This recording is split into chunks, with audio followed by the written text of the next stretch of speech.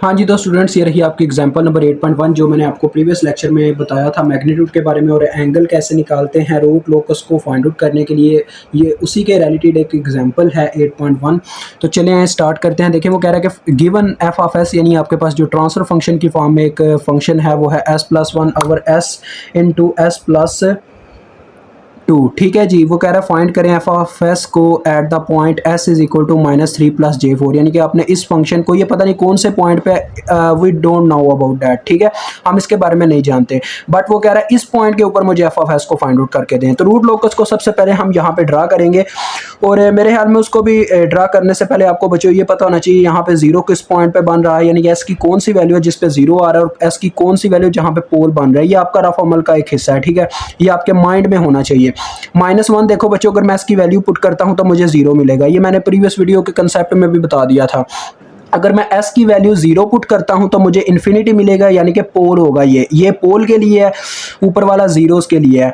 तो 0 और -2 value put करता हूं तब भी मुझे इन्फिनिटी मिलता है। तो ये मेरी कुछ s की वैल्यूज हैं, जहां पे s की वैल्यू -1 रखने से 0 मिल रहा है, s की वैल्यू 0 और -2 रखने से मुझे क्या मिल रहा है बच्चों, मुझे s की वैल्यू 0 और -2 रखने से यहाँ पे अनडिफाइंड यानी कि पोल की वैल्यू मिल रही है। तो अब मैं यहाँ पे इसको ड्रा करता हूँ, इसके ओरिजिन के एक्सिस को। ये बच्चों जे ओमेगा एक्सिस हो गया। ठीक है, उसके बाद आप जानते हैं जो सेंट्रल एक्सिस होता है हमारा, यानी कि जो एक्स एक्सिस की लाइन होती है वो हम ड्रा करते हैं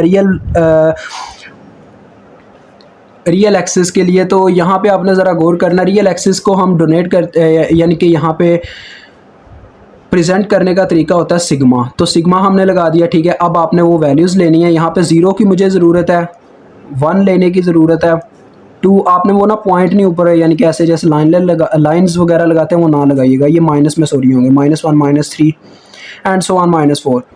अभी हम बस जस्ट इसको जस्टिफाई कर रहे हैं। अब ज़रा गौर करो बच्चों, मुझे सबसे पहले ना इस पॉइंट को मेंशन करना है। ये पॉइंट एस कहाँ पे बन रहा है, देखो इसकी बात करूँ तो ये जे की पावर, ये जे की वैल्यू 4 तक गई है, यानी 4j तक। तो ये यहाँ पे लेट से 1j हो गया। ठीक है, 1j, यहाँ पे होगा 2j। ठीक है, ये j साथ में है, ओमेगा की वैल्यू चेंज हो रही है। तो देखो यहाँ पे होगा 3j और इससे ऊपर लेट से हम यहाँ पे कह लेते हैं जी ये यहाँ पे 4j, यानी कि मुझे -3 + 4j, ये -3 की रेंज में देखा जाए और इसकी रेंज में देखा जाए तो यहाँ पे ये पॉइंट बन रहा है। दिस इज अवर बच्चों एस पॉइंट। ठीक है, ओके हो गया। अब जरा देखो आपने क्या करना, मैंने बताया था 0 को, यानी जहां पे 0 बनता होता है उसको मेंशन करने का तरीका होता है सर्कल, और जहां पे आपका बनता होता है क्या नाम है पोल, उसको मेंशन करने का तरीका होता है क्रॉस। तो मैं इस ब्लैक बॉल पॉइंट से मेंशन कर रहा हूं, जरा गौर करें 0 हमारा कहां पे बनता है, -1 पे। तो ये यहाँ पे मैंने सर्कल लगा दिया, ये इसको बताएगा, यानी देखने वाले को बताएगा यहाँ पे 0 है। ठीक है, और उसके बाद 2 क्रॉस मैं लगाता हूँ, एक 0 पे और एक -2 पे, क्योंकि यहाँ पे मेरे पोल्स बनते हैं। पोल्स को प्रेजेंट करने का तरीका होता है क्रॉस। अब हम इन सबको मिला देंगे इस तरह से कुछ इस पॉइंट के साथ। आपके पास स्केल हो तो बहुत ज़्यादा बेटर है, क्योंकि स्केल वैसे रख लीजिएगा, क्योंकि इस शेप को प्रेजेंट करने के लिए स्केल बहुत अच्छा रहेगा आपके लिए। तो यहाँ पे सबके साथ ना एक ऐसे छोटे छोटे एरो लगा दें, यानी यार वहाँ पे स्केल होगा तो आप ज़्यादा बेटर कर सकोगे। अभी मेरे पास स्केल अवेलेबल नहीं है, डेट्स वाई इस तरह से हुआ है। तो अजान हो रही थी, इस वजह से मुझे वीडियो को ज़रा रोकना पड़ा। अब देखें ये पॉइंट्स हो गए, डन हो गया, आपने मेंशन कर लिया। रूट लोकस तो नहीं ड्रा हुआ, मतलब कि अभी पॉइंट्स को मेंशन कर लिया। अब हमने क्या करना है बच्चों, इनके मैग्नीट्यूड्स निकालनी है। सेकंड नंबर इसके हमने सबके थीटाज निकालने हैं, एंगल्स निकालने हैं। ठीक है, तो मेरी ज़रा बात ध्यान से सुनिएगा। हम आपको पहले ही इस चीज़ से कह लें जस्टिफाई कर दें कि बच्चों इन कभी कभार ऐसा होगा, यानी कि कुछ केसेस ऐसे होंगे जिसमें आपको ये स्पेसिफिक पॉइंट नहीं पता होगा कि ये जो पॉइंट है आपका, यानी एस जो आपने यहाँ पे गिवन था, ये आपको पॉइंट कभी कभार गिवन नहीं होगा। आप इसको लेट किया करोगे, तो उस लेट के केस में आपको फिर ये कह लें इन डायग्राम्स के अंदर जो इनकी कह लें लेंथ्स होती हैं, जो मैग्नीट्यूड की वैल्यूज़ होती हैं, प्लस उनकी जो एंगल्स होते हैं, उनको फाइंड आउट करने के लिए आप किस चीज़ का इस्तेमाल करते हो, आप इस्तेमाल करते हो राइट एंगल ट्रायंगल के रूल के, यानी कि फिसागोरस की मदद से इसको सॉल्व करते हो। तो जब वो केस आएगा इंशाल्लाह वो भी आपको समझाया जाएगा। अभी हम बच्चों क्या करेंगे, 1 बाय 1 मैग्नीट्यूड्स और एंगल्स को फाइंड आउट करते जाएंगे। एंगल को फाइंड आउट करना और मैग्नीट्यूड को फाइंड आउट करने का तरीका आपको पहले ही बता रहा हूँ। देखो मैग्नीट्यूड को फाइंड आउट करना है ना, तो यहाँ पे सिंपली आपने क्या करना बच्चों, ये तरीका कार लगाना। देखो √a का स्क्वायर प्लस बी का स्केयर। अब ये ए और बी क्या है मैं आपको बाद में बताता हूँ। इसी तरह से आगे आपके पास आएगा एंगल। एंगल को कैसे निकालोगे? एंगल का फार्मूला है बच्चों simple, tangent inverse B over A. ठीक है, ये फार्मूला है। अब ये मैं आपको बताता हूँ ये एस किस फॉर्म में लिखा गया हुआ है। एस की बच्चों ये जो फॉर्म है ना, ये जो आपको नज़र आ रही है, ये कुछ इस तरह से है कि आपके पास, तो सिंपल सी बात है यहाँ पे ये एस इस फॉर्म में बच्चों, ये आपके पास ए की वैल्यू है, ठीक है, प्लस जे बी, यानी कि ये ए है, ये आपका बी है। तो अब यहाँ पे इनको पुट करें, मैग्नीट्यूड निकालेंगे 1 बाय 1, ठीक है। अब आपके पास हर पॉइंट के लिए ये सेम नहीं होगा, यानी कि हर पॉइंट के लिए डिफरेंट होगा। मैं सबसे पहले क्या करता हूँ बच्चों, यहाँ पे वेक्टर ऑर्गेनेटिंग निकालता हूँ, द वेक्टर ऑर्गेनेटिंग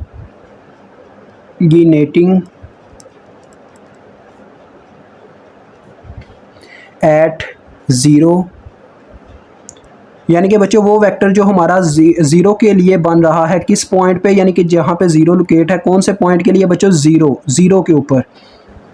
एट, जब मैंने ज़ीरो बच्चों, ये ज़ीरो के ऊपर कैसे आया था? जब मैंने एस की वैल्यू -1 पुट की थी, तो यहाँ पे आप लिखोगे एट -1, ठीक है। ये यानी कि एस की वैल्यू -1 रखने पे आपको कौन सा वेक्टर मिलता है, ये आपने यहाँ पे मेंशन करना है। वेक्टर कैसे लिखेंगे? वेक्टर होता है बच्चों जिसकी यानी कि मैग्नीट्यूड भी होती है और एंगल भी होता है, यानी कि जिसकी मैग्नीट्यूड और डायरेक्शन दोनों चीज़ें होती हैं। ये चीज़, इस चीज़ की मैं बात कर रहा हूँ। तो यहाँ पे पहले हम मैग्नीट्यूड लिखेंगे। जब मैं एस की वैल्यू बच्चों -1 पुट करूंगा तो ज़रा देखें इस पे क्या इफेक्ट पड़ेगा। इस इक्वेशन पे आपने देखना है, जब मैंने s की वैल्यू -1 पुट की, तो ये सारा आपका रफ अमल है, ये आप चीज़ अपने माइंड में कर रहे हो जो मैं आपको यहाँ पे समझा रहा हूँ। देखिए जब मैं s की वैल्यू -1 पुट करूंगा, यहाँ पे -1 पुट हुआ, तो ये दूसरी जानिब जाके यहाँ पे इस साइड पे 0 रह गया, ठीक है, और यहाँ पे -1 था तो उधर जाके ये +1 हो गया, ठीक है। +1 -3 प्लस J4 ऐसे आ जाएगा ना। तो देखो ये क्या मेरे पास नंबर बन जाएगा, -2 प्लस J4। अब आपने इसकी मैग्नीट्यूड निकालनी है। मैग्नीट्यूड का फार्मूला देखो, ए की वैल्यू है -2 का स्केयर बच्चों क्या होता है? +4। तो 4 का साथ में बी का स्केयर यानी कि 4 का स्केयर बच्चों क्या होता है? 16 जमा 4 कितना हुआ? 20 √20। ये आपकी आ गई मैग्नीट्यूड √20। अब साथ में आपने मेंशन करना है एंगल को। अब एंगल आप मेंशन करोगे, इस तरह से आप लिख रहे हो, यानी कि m × थीटा दिस। तो थीटा बच्चों कैसे निकालेंगे? देखिए थीटा का फार्मूला भी आपके सामने ही है। तो टेंजेंट इनवर्स मैं करूंगा, टेंजेंट इनवर्स ऑफ, देखो क्या है, b ओवर ए। b की क्या वैल्यू है मेरे पास, इस पॉइंट पे 4 और a की वैल्यू है -2, तो लिहाजा मैं करूंगा 4 डिवाइडेड बाय -2। तो ये देखो अब ये मेरे पास आ रहा है -63। यहाँ पे बच्चे सबसे बड़ी गलती करेंगे जो मुझे पहले से ही पता है। बच्चों देखो ये जो 63 डिग्री है ना, -63 है, ये लाई करता है डायरेक्ट। अगर आप इसका माइनस हटा दो, ये यहाँ तो लाई करेगा फर्स्ट क्वाड्रेंट में या चौथे क्वाड्रेंट में, क्योंकि देखो ये कुछ इस तरह से होती है, आपको ये डिग्रीज भी याद रखनी पड़ती है। 0 डिग्री से लेकर 90 डिग्री तक यहाँ तक का एंगल होता है, और उसके बाद ये 180 डिग्री तक का एंगल होता है, और यहाँ पे 270 डिग्री की रेंज होती है, यहाँ पे 360 डिग्री की भी रेंज देखी जाती है। यानी अगर मैं इसको माइनस की रेंज में समझूं, माइनस हटा के देखूं, तो यहाँ पे अगर माइनस लगा के देखूं तो ये एंटी क्लॉकवाइज की बजाय क्लॉकवाइज डायरेक्शन में इस साइड पे गया हुआ है, ठीक है। तो ये चक्कर है। अगर मैं चाहता हूं इसको इस क्वाड्रेंट में लाई करना, तो देखो मैं पता क्या करूंगा, 180 में ये एंगल जमा कर दूंगा, यानी ये माइनस में आया ना, तो 180 में से जब ये एंगल माइनस होगा मुझे पता चल जाएगा इसकी क्या वैल्यू यहाँ पे आएगी। तो देखिए मैं क्या करता हूँ, मैंने ऑन कर दिया क्योंकि वैल्यू सेव है इसके अंदर वो वाली। तो मैंने 180 में आपने क्या करना है, आपका जो भी आंसर आया होगा उसको जमा कर देना है, तो आपको आपका एंगल मिल जाएगा जो कि 116 है। और यही आपको आपकी बुक पे भी देखने को मिलेगा, 116.56 लिखा हुआ है, उसको राउंड ऑफ करके बच्चों आप 6 ही लिख सकते हो, 6 डिग्री, ठीक है। ये आपके पास आ गया फर्स्ट -1 यानी 0 के लिए आपके पास ये आ गई मैग्नीट्यूड और इसका एंगल। अब हम वेक्टर ऑर्गेनेटिंग निकालेंगे किसके ऊपर? पोल्स के ऊपर, 1 बाय 1। 2 पोल हैं, बस 2 के ऊपर निकालोगे और आपका काम डन हो जाएगा। और फिर हम एट द लास्ट ओवरऑल अपना आंसर निकालेंगे, ऑर्गेनेटिंग एट पोल्स, ठीक है बच्चों। इस तरह से आपने लिखना है एट पोल्स, एट कौन से पॉइंट पे पोल बनता है आपका? पहला पोल बनता है 0 पे, फिर -2 पे, तो आप लिखोगे एट 0, ठीक है। ये आपने लिख लिया। अब आप निकालो इसकी मैग्नीट्यूड क्या आती है। 0 बच्चों अगर इसकी वैल्यू मैं 0 पुट करूंगा यहाँ पे, तो ये तो डायरेक्ट ऐसे ही आ जाएगा ना, 0 = -3 प्लस J4। यानी कि अगर मैं पोल 0 के लिए देखूँ तो उसके लिए मेरे पास A की वैल्यू होगी -3 और B की वैल्यू होगी 4, ठीक है, इतनी तो आप यार समझते हो यार, इतना मैथ इतना भी मुश्किल नहीं है। मैंने क्या किया, बस s की जगह 0 पुट किया, जब इसकी बारी थी तो s की जगह -1 पुट किया था, तो सारा केस वैसे ही चल रहा। अब -3, अब इसकी वैल्यू जब आप मैग्नीट्यूड के अंदर पुट करते हो, a की वैल्यू -3 है, -3 का स्क्वायर बच्चों क्या होता है, 9 होता है। 9 प्लस 4 का स्क्वायर यानी कि 16, 9 जमा 16 करें तो अपने पास कितना होता है 25, 25 का अंडर रूट होता है 5, तो ये तो इसकी मैग्नीट्यूड आ गई 5। अब एंगल की बात करो तो एंगल आप जानते हैं कैसे निकालना, वही टेंजेंट का फार्मूला। तो मैं अब क्या करता हूँ यार, इसी में ना 180 में जमा कर देता हूँ टेंजेंट इनवर्स, यानी कि डायरेक्ट एंगल ही यहाँ पे निकालता हूँ, क्योंकि अब मुझे पता है ये आना माइनस में ही है, क्योंकि इसके जो बच्चों ए की वैल्यू ना वो माइनस में है, तो ए बटे में होता है, लिहाजा आपका हर दफ़ा एंगल माइनस में आएगा, तो आप इसी फार्मूले से उसको सेकंड क्वाड्रेंट में लाई करवाओगे। तो मैं क्या करता हूँ, मैं फार्मूला लगा देता हूँ b/a, यानी कि 180 जमा आपने ये काम करना है, टेंजेंट इनवर्स का फार्मूला लगाना है। क्या है जी, b/a 4/-3। तो ये देखो मुझे एंगल 126 यानी कि उसी क्वाड्रेंट के अंदर मिला है, उसी की रेंज में 90 और 180 के दरमियान, तो 126.86 डिग्री आपका एंगल है। आप इसको भी राउंड ऑफ करके यार लिख तो सकते हो, चलो यार इसी तरह इसको लिख देते हैं, ठीक है। ये आपका यहाँ पे आ गया यार। अब मैं इसी के आगे ना एट, आपको पता है यही सारी स्टेटमेंट लिखनी है, बस जीरो की जगह अब हमारे पास -2 होगा, क्योंकि -2 पे पोल बन रहा है, एट -2। तो -2 पे क्या होगा, जब बच्चों -2 में पुट करूंगा, जरा गौर से देखिएगा, यहाँ पे s की जगह जब मैंने -2 पुट किया इज इक्वल टू आ गया -3 + j4। नेक्स्ट स्टेप में क्या होगा, -2 उधर जाएगा, यहाँ पे 0 रह जाएगा, तो -2 उधर जाके +2 हुआ, तो -3 + 2 -1, तो ये -1 रहेगा, ये आपके पास बन गया। अब इसकी आप पहले मैग्नीट्यूड निकालो, देखो -1 का स्क्वायर, क्योंकि a की वैल्यू अब -1 है और b की वैल्यू 4 है, तो -1 का स्क्वायर बच्चों क्या होता है, 1 नहीं होता है, 1 प्लस 4 का स्क्वायर 16, तो 16 जमा 1 17, 17 का अंडर रूट आ गया, यानी ये इसकी मैग्नीट्यूड आ गई √17। अब एंगल की बात करता हूँ, तो एंगल आपको वही फार्मूला आपके सामने है सारा, बस मुझे क्या करना होगा, 4 / -1 करना होगा। तो इतना लंबा लिखने की मुझे ज़रूरत नहीं है, क्योंकि आप भी जानते हैं, मैं भी जानता हूँ कि 4 / -1 -4 आने वाला है, तो देखो 104 आता है आपके पास। ये आप सारे एक से एक आप यार अपना आंसर मैच करके देख सकते हो, बुक से आपको यही देखने को मिलेगा 0.4 डिग्री, ठीक है। तो ये हमारे पास आ गए।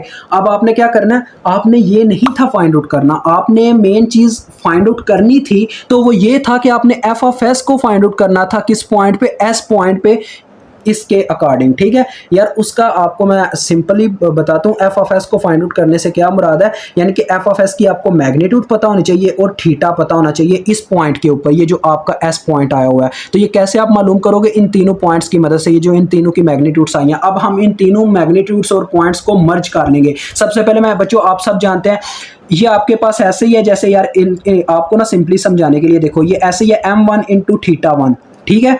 ये आपके पास है m2 × θ2, ठीक है। ये आपके पास है m3 θ3। इस तरह से आपको बुक में मेंशन नजर नहीं आएगा, लेकिन मैं आपके लिए कर रहा हूं। देखो सबसे पहले मैग्नीट्यूड का फार्मूला आप सभी जानते हैं, मैग्नीट्यूड का फार्मूला था, ऊपर जीरोस की मैग्नीट्यूड होनी चाहिए और बटे में प्रोडक्ट ऑफ क्या होना चाहिए बच्चों, प्रोडक्ट ऑफ पोल्स मैग्नीट्यूड। ऊपर होना चाहिए product of zeros magnitude divided by product of poles magnitude. ये मैंने आपको फार्मूला पढ़ाया था, एक दफा याद करवा देता हूँ। प्रोडक्ट ऑफ, इस तरह से वो कुछ यार साइन था, product of zeros length divided by product of poles length, इस तरह से था वो। तो यही फार्मूला यहाँ पे मैं लगाने लगूँ, तो क्या आएगा देखो, प्रोडक्ट ऑफ जीरोस लेंथ एक ही है जो कि m1 है, m1 डिवाइडेड बाय आ जाएगा हमारे पास प्रोडक्ट ऑफ पोल्स, तो पोल्स लेंथ क्या है m2 और m3, ये तीनों ये ऐसे आ जाएगा, ठीक है। तो लगा के देखो क्या आएगा, m1 है मेरे पास √20, m2 है बच्चों मेरे पास कितनी 5 और m3 है मेरे पास 17। इसको सॉल्व कर लें और इसी तरह से फिर हम थीटा निकालेंगे। थीटा का आपको फार्मूला याद हो, थीटा का क्या फार्मूला था, जीरोस यानी कि angle of zeros minus angles of poles, ठीक है।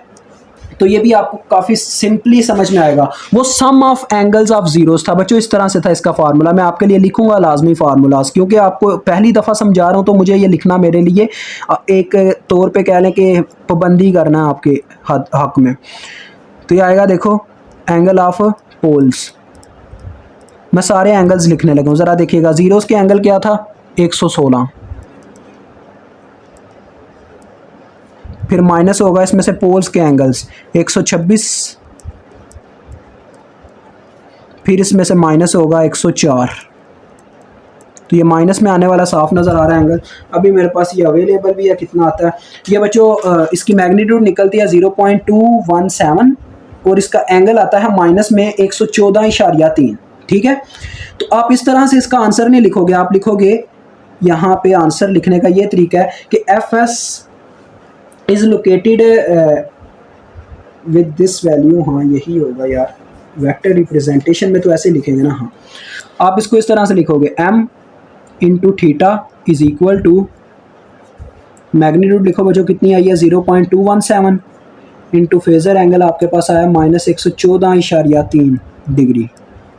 एज आ रिजल्ट आपने लिखना है, यानी कि ये हमारा रिजल्ट आया एफ ऑफ एस के लिए किस पॉइंट पे, at point S is equal to this. ठीक है, बस सिंपल है यार, इतना ही आपने करना है।